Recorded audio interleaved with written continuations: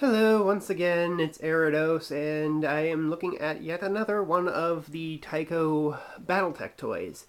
This time, it's what's considered the crown jewel of the entire series, and that's the Mauler. As you can see in the background, I have my 3050 technical manual back from '91, so you can get a look at the artwork that the figure was based off of.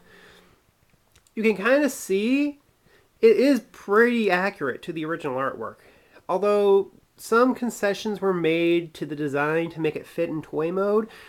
It is to be commended that they were able to get as much detail as they could with the toy compared to the artwork they had to work with. All the details are actually pretty well sculpted, which was also what made it a pain in the butt to dust off when I got this thing.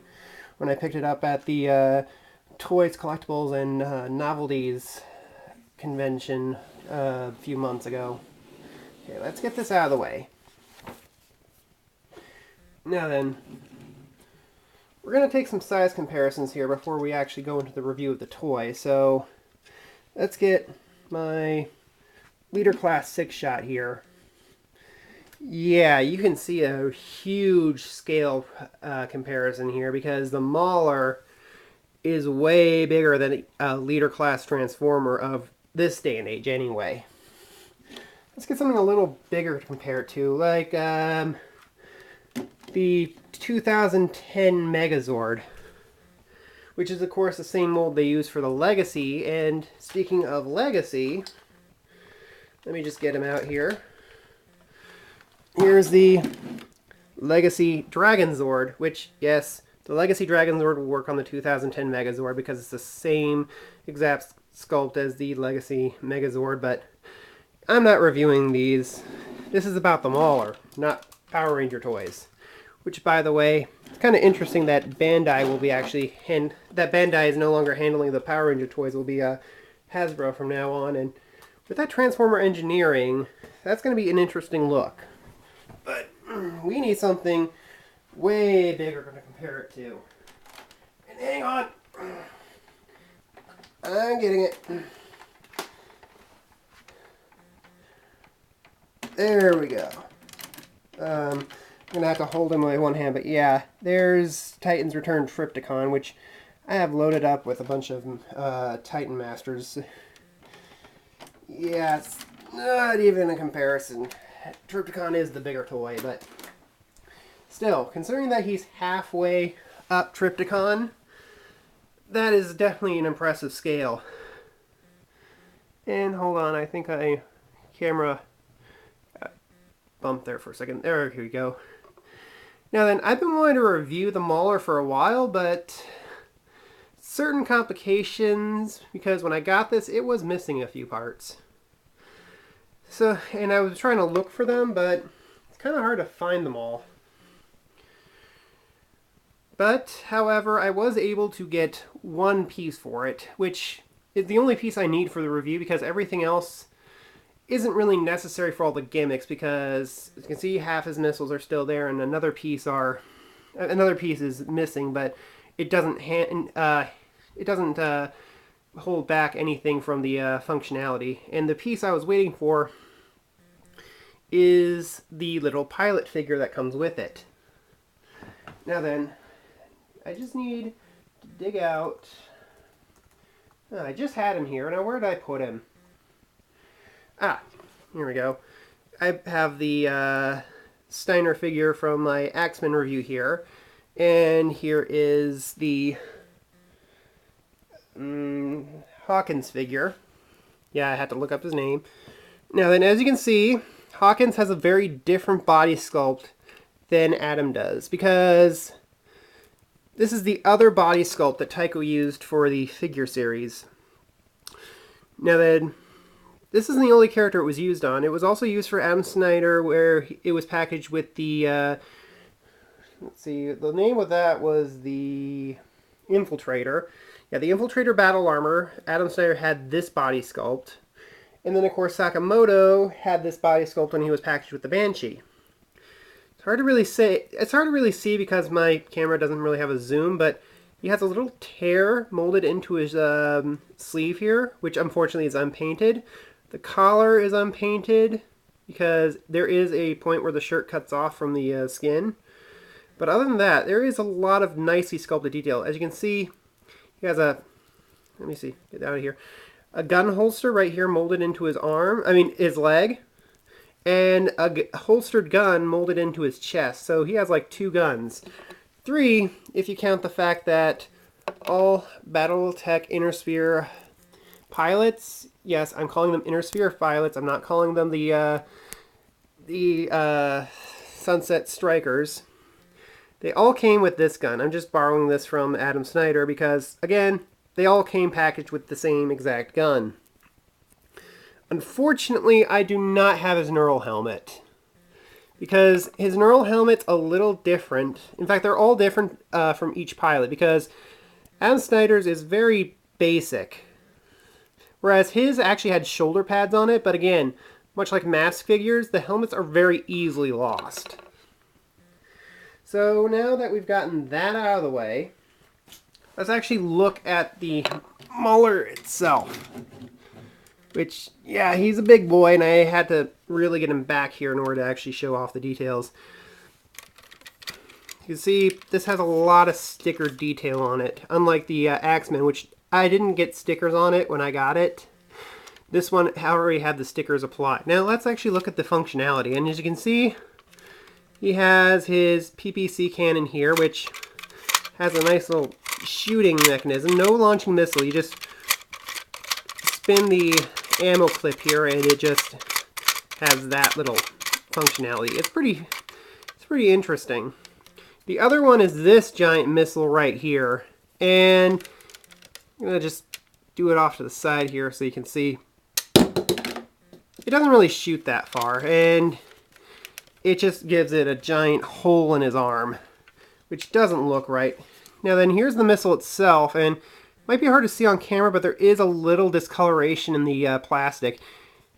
It's something that's really common with the plastic for this shade for all the Battletech stuff, because it will discolor over time.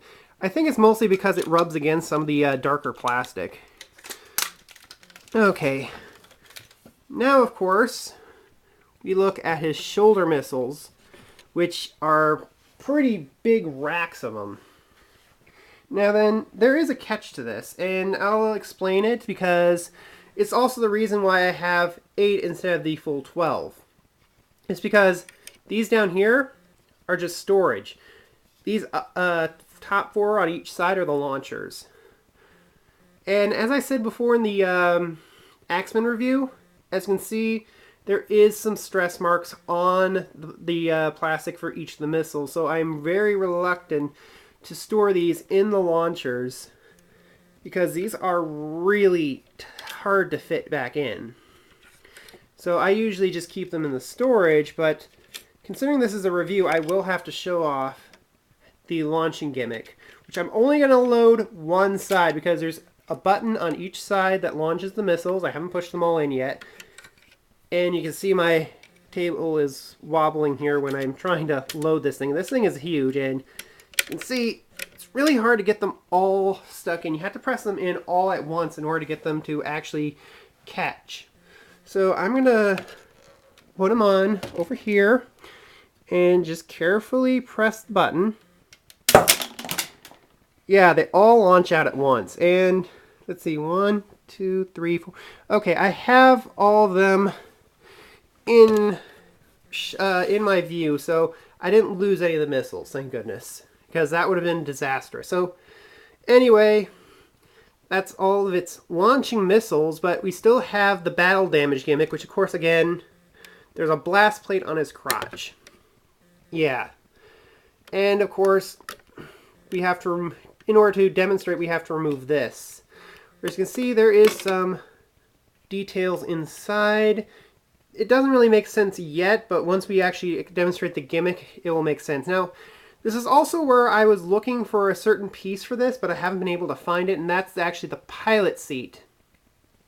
Yeah, there's a little groove here where the pilot seat would go, but again, it's not going to hamper the effect at all. battle damage gimmick will still work without it, and the figure still sits nicely inside. So if you don't have the pilot seat, it's not really a big deal because it will still function regardless. What you really need is these two halves of the head here, which, yeah, two halves, which you have to carefully tab in, because there's a tab here that goes into the slot there, and just have to slide it in on the back. It just rests right there on the back. There's nothing that clips it in place because, again, it's a battle damage gimmick. So we hit him here, and the head explodes. The pilot will still fly out, as you can see, and now we have this flame detail, which is actually a very nice touch in my opinion, because it actually looks like a fiery explosion just came out of his head, making the head explode, and maybe even this flame right here could be representing of the ejector seat coming out. It's a really nice effect. But of course, as I've said before, it's really hard to find the head intact. Again, my pilot seat was missing, but I still had the two halves that go over his head. Now then, I'm not going to dig around here because I see where the parts are, but it would require bumping the camera in order to actually get the pieces back onto his head. But again, it's two large pieces. The pilot seat was one piece. It's really hard to find the pilot seat, but if you can find the two halves of his head, that's really enough. That's all you really need, because that actually is the only reason the launching gimmick will actually work, is if those two halves actually still are intact. Or else, what's the point? Anyway, that's the review of the Tyco Mauler here. Unfortunately, that's really all the Battletech toys I actually have, or at least in reviewable condition. Sadly, my Toad, or rather the Elemental, which is what the clan call it, it did not really survive my childhood. I think I still have a few pieces here and there, but for the most part, the thing is broken and unusable. And I also was able to pick up a bushwhacker with this guy, but unfortunately it is also not in a reviewable condition. It's missing missiles, it's missing its pilot seat, which unfortunately for the bushwhacker without the pilot seat, the battle damage gimmick does not work. It also missing the shoulder mounted storage rack, it's missing the pilot, so yeah. Probably not going to review the bushwhacker anytime soon until I can find those replacement parts. And then of course the clan mechs. There was only 2 clan mechs, and I really want to get my hands on them, but unfortunately, it's really hard to find complete ones, or at least those that actually have enough parts to make the gimmicks work, because they had launching arms, launching legs. One of them actually, the Thor actually had a magazine-fed launcher gimmick, but again, the pilot figures were all just repaints of each other. Anyway, that's my review here, and I hope to see you guys again in the next video. Bye!